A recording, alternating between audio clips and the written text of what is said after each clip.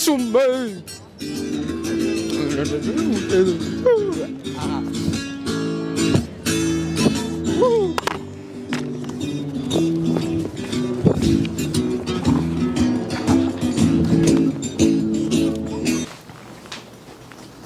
Sit down, have a drink.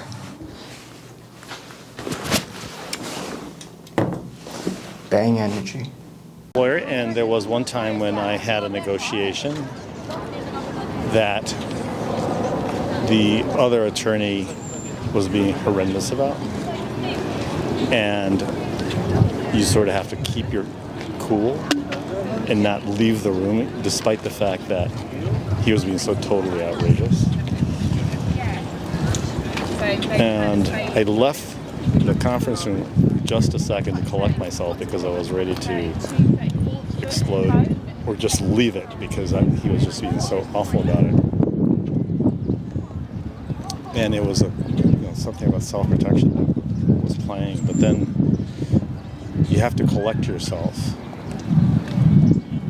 after feeling the emotion and then becoming rational so you don't. I have a question. If there was no rules on the table and you were able to do what you felt freely, what you felt to do, what would you? I would have punched him in the mouth. You would have punched him in the mouth? Absolutely. Can I see that punch? Can I see that punch? I see your hole, man. You broke. Now I'm gonna have to get my lawyer right here. I saw it. You're my lawyer? I saw you saw it? I You're saw my it. evidence. No, Evidence. That is what you feel like doing, because but you know that's. Well, first of all, it's criminal. Yeah. And second of all, it's not acceptable in a business situation. All right. Can I give you 5 seconds to get out all that lawyer anger from all the years? Oh no, No, not on me. I'm not. No, but you know what though? Fortunately, I'm able to get out of anger fairly quickly. Yeah. So it doesn't take me a long time. How does that happen? I think that happens just personality. Yeah. That you don't dwell on it because otherwise it eats you up. And it's not personal. It's just business, and so you do that. I mean, that's the thing is sometimes business does follow you home, so it's hard to get out of your mind. Right. But you've got. It's almost like, I don't know if you're familiar with Headspace, but you just have to let that car go by, and it's done. And think of, like, the other day, I almost got run over by this car that was following an ambulance. So I conjured up the story. I was really mad at this woman who was driving. I conjured up the story that it was her husband that was in the ambulance and she needed to follow the ambulance, and it didn't really matter because he was dying. I have no idea whether the person was related or not, but in my own mind I already built a story to get over it. It's like, you know what? This one she was absolutely awful and almost ran you over, but you just have to get over it because you don't know her story. Have you ever listened to This Is Water by David Foster Wallace? No. That's what it reminds me of. If you operate on the assumption that somebody is in a more legitimate hurry than you, or has a reason for inconveniencing you, you are going to actively have a better mindset so that the world isn't actively against. Well, you can create your own reality. I'll never forget is my kids and I went to this to Bahamas, and there was this slide that was a 90-degree slide, and they all went down it. And as I'm going up the steps, I'm going, holy smokes, I am afraid of heights. How am I going to do this? And I see my 8-year-old and my 10-year-old, and then my little kid going down, and I'm going, I can't be humiliated and just turn around and go down. Yeah. So in my mind, I conjured up that we were being assaulted by terrorists, and that I absolutely needed to get down this way because I couldn't go back the steps. Yeah. And that sort of just completely changed my mind, and I went down, and I wasn't fearful. I was actually glad that I was doing it because it was taking me out of danger. One that was completely created by me. See, that's the thing is, I feel like you have a good imagination where a lot of people, they take life too seriously and they can't have that. I like to believe I'm in a James Bond movie every second of the day. Well, it depends what parts of James Bond movies you want. I mean, they're all pretty fun, you know. You're the James Bond. Yeah, I'm the James Bond. Yeah. No, but you have to. I guess what's neat about doing that is that your mind is. You can control your mind to a large extent, not completely, but to a large extent. It's like, you know, you are the writer of your story. Yeah. And I like how you created like a whole world for other people. But the problem is that not everybody is able to do that. If you've been traumatized in some fashion, or you have had some sort of a background or some sort of experience that you have never quite gotten over. I mean, the stuff that I'm describing is not really bad, but I mean, let's say somebody who has been abused all her life, or you know, somebody who needs to have a job because this is the only way that he's going to bring the bacon home, and you have a horrible, horrible boss. I don't know how you get, you know, that I would say that would be a really tough thing to get over. You know, you just can't, and you know, say, oh, well, no, tomorrow the jerk's going to still be there being your boss, and you know, and the husband's still going to be beating you up the next day, and you have to take it because you have to. Because your kids and you need his support. I have a question. As a lawyer, what is something that really affects you, or a case that just helped change your perspective on life? I was a corporate lawyer, but what really, the cases that I handled, I did pro bono work for women who were physically abused. And even though I was a lawyer and I knew the law and I knew that they could be protected because you can get a restraining order against the husband, women would not take that because they could not afford financially to do that. And you go, you know, with all the protections that are out there for them, the law is totally not something that will help them, even though it's there to help them. Yeah. And that's frustrating. And so what you realize is that despite the laws and all that, people are sometimes going to be taken advantage of and going to suffer. And so what you try to do is make it easier on them. I think that's the same thing with like addiction. A lot of people get addicted, then get locked up, and they're going down this hole, there's no help. And then like they can't afford that help sometimes. They can't afford it, they don't have it in them to seek the help. Yeah. If there's one thing you could change about our legal system to protect women, what would it be? One thing to protect women. If I could change anything, Right. I wish women were more united in asserting their rights, because they're at least 50%. And if they all stood united, then you can't deny or ignore that 50%. Things would change. And I'm not placing it. It's not a blame that I'm placing on them. It's just that the system doesn't permit them to do that. Yeah. Well, thank you so much. I got one final question, and I think you just led me into my next segment of today's video. Can you pick one person right now and create a story for them? Actually, this guy right here with the hat on. Create a story about him. He is a successful entrepreneur that sort of plays by his own rules, and is walking the park, take a break, is financially successful, and leads a pretty happy life. I like that. Well, you have a beautiful day. Yeah, you too. What's your name? Remy. I'm Devin. Devin. Nice to meet Take you. care. It is.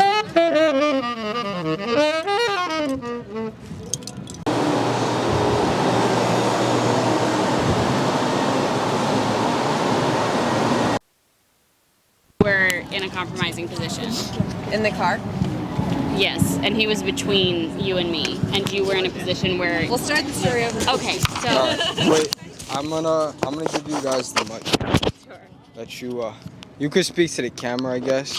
Okay. Break that fourth wall. All right. Hello. So we left the airport, and our taxi cab asked us if we had Venmo or cash, assuming for payment at the end of the drive, and I said we could do either. And he started talking about a friend of his that was homeless, and when we arrived at our hotel, he said his friend was there and would accept the cash. And I said, no, I was referring to how we pay you. And so I got out of the car, and he kind of stood between us and got very aggressive with my sister about how awful it is that we're changing our minds about helping someone who's homeless, and got very aggressive, insisting for our money, and that made us feel terrible. And I don't know, I had this experience where I was like, okay, what do I do? Do I interact with this guy and get my sister out of there, or do I run into the hotel and get someone's help? Do you think he would have done that if you were men? I don't think so. I don't think he would have. No, I think he thought, oh, they're women, they're from out of town, they're young. He was asking us very personal questions all the drive. But yeah, What kind of questions? you know, what are we doing in town? Where are we from? She's getting married soon, so he's asking about the wedding. Yeah, she got engaged last weekend. So yeah, so I would definitely say if we were older men in our 40s or older, then he would have let us go. I think he finally dropped it when the bag guy came out and got our suitcases and got us out of there. Yeah. Have you ever been in a situation like that before outside of the city? Not that I can think of right now. I don't know, because we're from Atlanta, so we are used to city. So we're used to the city, yeah. The thing that struck me, I'll get close to the microphone. The thing that struck me about it is that I really don't get that intimidated by people, Yeah. but I remember distinctly thinking after the fact, wow, this is what women feel like when like a larger man is being like really emotionally aggressive towards someone. It's funny that you guys are asking this because I remember just feeling that distinctly, being like, wow, I'm really shaken by this.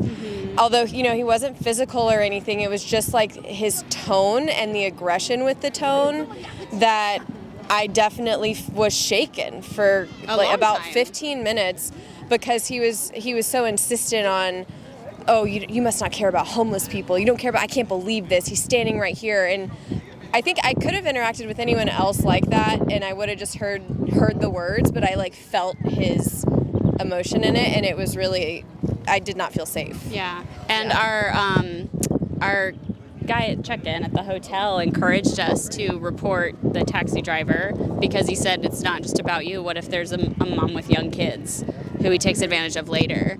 And it's interesting he used that example because I think that's exactly why this guy kind of thought of us as obvious targets for getting some extra cash out of us. Yeah, especially using the emotional trigger points of like, well, you don't care about this person.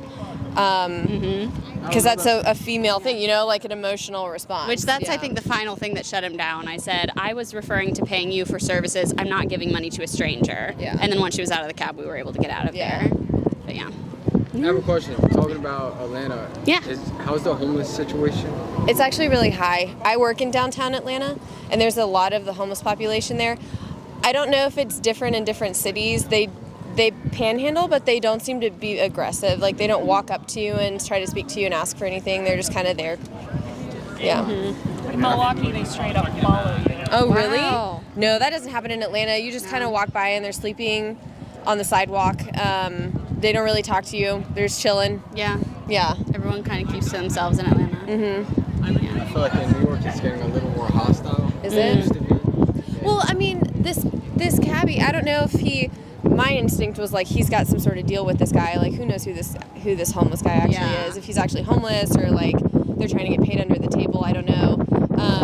But I even thought that's kind of crazy for this cabbie to be. He called the guy in the car and said, "Meet us at 55th and so," so that he could then give him our cash that we were paying the cab fare for. And there was no guy there. He's like, well, he's right here and waiting for us because on the car drive, he called somebody and told somebody who we don't know the location of where he was taking us, which I think is a huge violation. Oh yeah, and I'm a lawyer, Yeah. so I plan to look up if that was legal. Yeah. I highly doubt. Because it's like, that what he if this could've- wasn't? should have told someone. I What would've if- felt like it's a setup? Yeah. Drive me in like an alley or something. Yeah. If it was, very evening dangerous. and dark outside, I would have been like I probably wouldn't have even paid the cab and gone straight inside to the concierge. Yeah. And had them help me handle it. Yeah, but it's such a different experience too when it's like, you know, you can see somebody in need or you can donate to somewhere that might need support, but for some third party to be asking for cash for some hypothetical story, it was very bizarre. So if you could say anything to him right now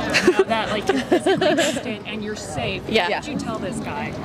I would Well, I told her, I said, because he asked us what we did for a living, and I said, next time a taxi driver asks us that, we should say we're parole officers. Because that would just stop the conversation. We're undercover. Yeah, honestly, I wish I could go back and just say, I'm so sorry, I don't feel like talking, and just kind of stop the conversation there, and just keep my personal life private. I think in that moment, if I'd had more of my wits about me and I guess more confidence, but I'm a very confident person. That's why I was so shocked by how shaken I was. Well, you were by in it. his cab still. Yeah. If you were outside the cab, I think you would have felt more confident. I think I would. Like all your belongings. Yeah. Yes, yeah. I almost left the cab without realizing where my bags were. Yeah. Like it was that. But I think I would tell him, you know, there is no need to raise your voice with me. This has nothing to do with giving money to someone in need. This has to do with clear communication from you as to why you're requiring this money from us. Yeah. And at this time, I choose to pay with credit. Thank you. Yeah. And I did say something like that in the moment. I just said, she was like, that's very unfair. I said, that's really unfair of you to imply that, but it was as I was getting out of the car. Yeah. Yeah. Yeah, you did. You said I don't think that's very fair, because he was then starting to kind of attack her intentions and her regard for her fellow man. Yeah. And this guy didn't know us. I think that it's good that you guys like didn't give in. Yeah. You know, that's easy to give in, and it's hard to deal with a situation like that, especially when someone's more like powerful in that moment. Yeah. Physically, trying to be very dominating. more powerful, and also like he had our things. He had taken us to where we were, and was standing. So psychologically, he was a powerful position. Was in that blocking moment. her from getting out of his vehicle. Is very compromising. Yeah. I think you guys need to bring like mace or something. Yeah, I know. Wish we That's could so take that sad, on the though. plane. Like that's why I even kind of I hate to say this, but I felt like a dude when I was like, well, I think that's really unfair. Like kind of a confrontational approach to him.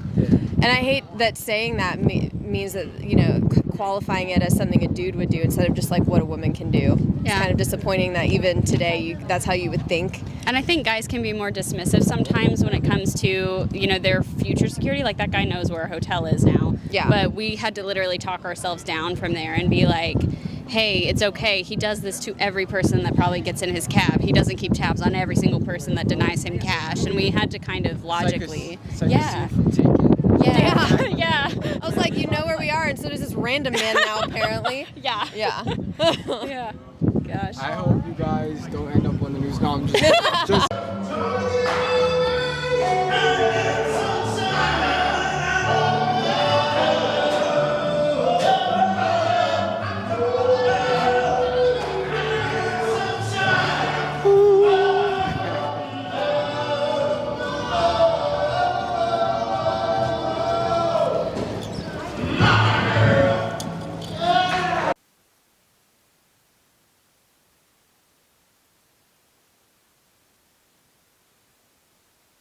to create a story about that person.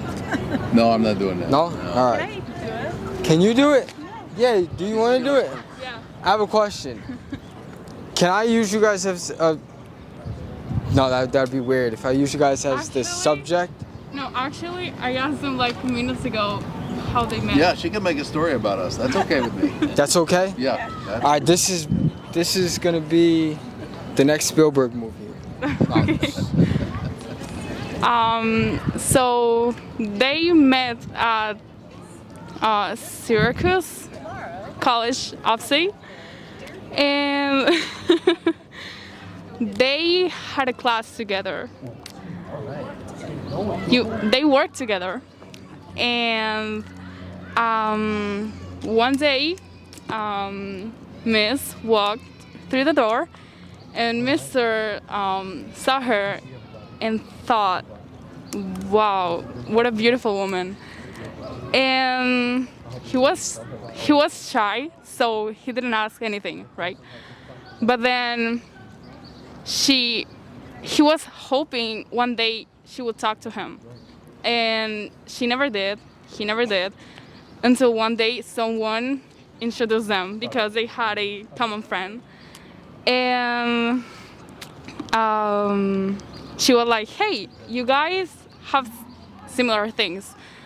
You should go on a date. And they went out on a date, and they realized they were the love of the life of each other. Can I ask you guys a question now? Okay. All right.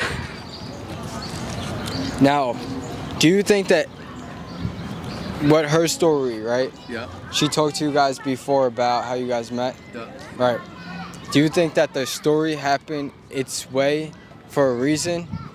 That like everything worked out perfectly in the right timely manner? It was her story. It was not exactly what happened, but it's okay. Can we What happened to us did work out perfectly. Yes. Yes. That's what I say. Okay, I'll agree with that. Do you want to speak? When do you I fight? can tell his history because When do you fight? I found him on the street. Should I tell his story? Yeah. Tell his story. I will tell him. That would be perfect. Tell me your story, sir. I'll help him. So this is Jazz, and he was found last year, July 14th, in front of my house. He was running away from something, and a lot of people were chasing him because everybody was afraid he was gonna get killed. It was hot and it was, traffic, and he was just running very fast, and then he actually stopped for me and he came up to me and we've been together since, and he's the best dog ever. Jazz, how you doing? All right, I think he's doing good. Well, that's the story of Jazz.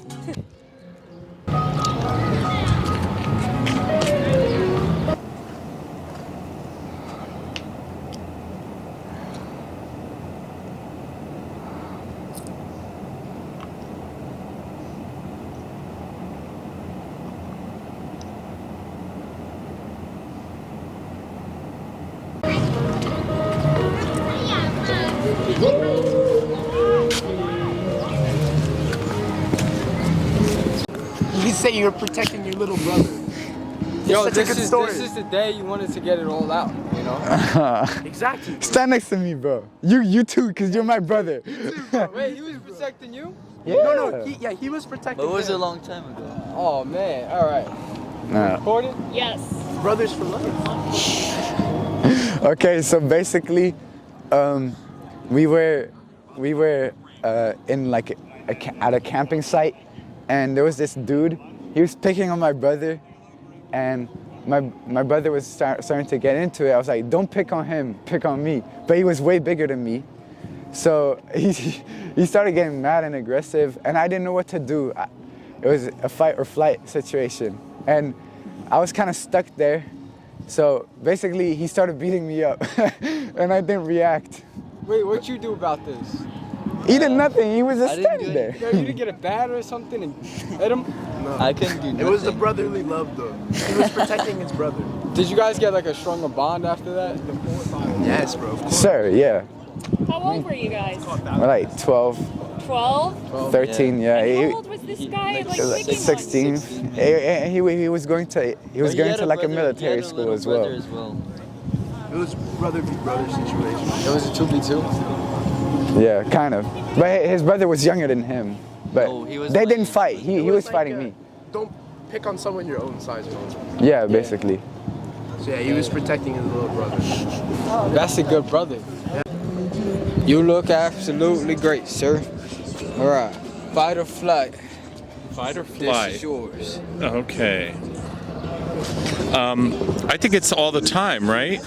If you're fleeing, if you're not being here in the moment, right? So you're choosing fight or flight, I think, all the time. I think it's all the time. We're always doing it. What was a moment where you... What was a That's moment good, in your but- past where you felt like you fleed either like physically or mentally or emotionally?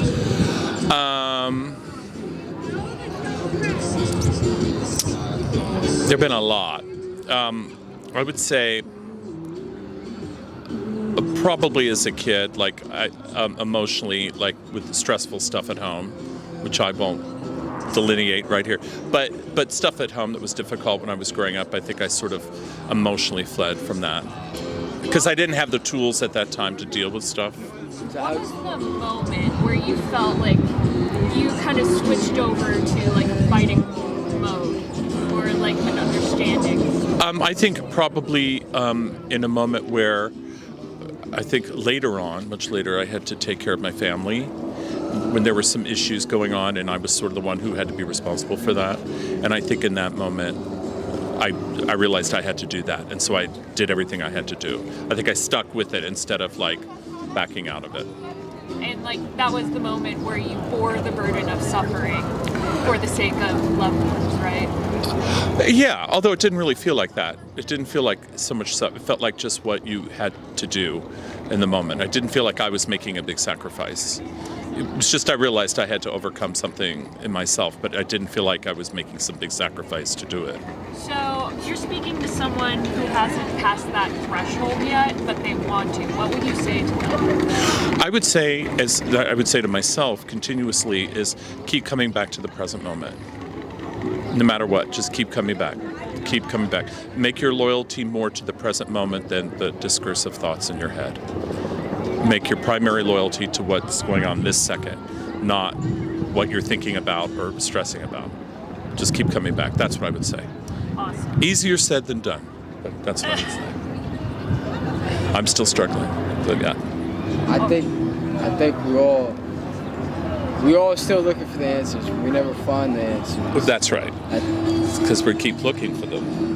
I think the sad thing is that a lot of people are always in like this mode of like, I gotta do this to get by, I gotta survive this week, and we never get a chance to like. Well, yeah. I mean, certain relative things you do have to do. You know, you have to pay some bills, you have to do this, do that. That's just part of the game of being here, you know. It's just part of the relative game. But you still, as much as you can, come back to the present moment. That's what I would say. And don't beat yourself up if you don't, because you're going to screw it up all the time. So then the next moment, come back. The next moment. You always have the next moment. Awesome. There you go. Thank you so much. Have a beautiful day.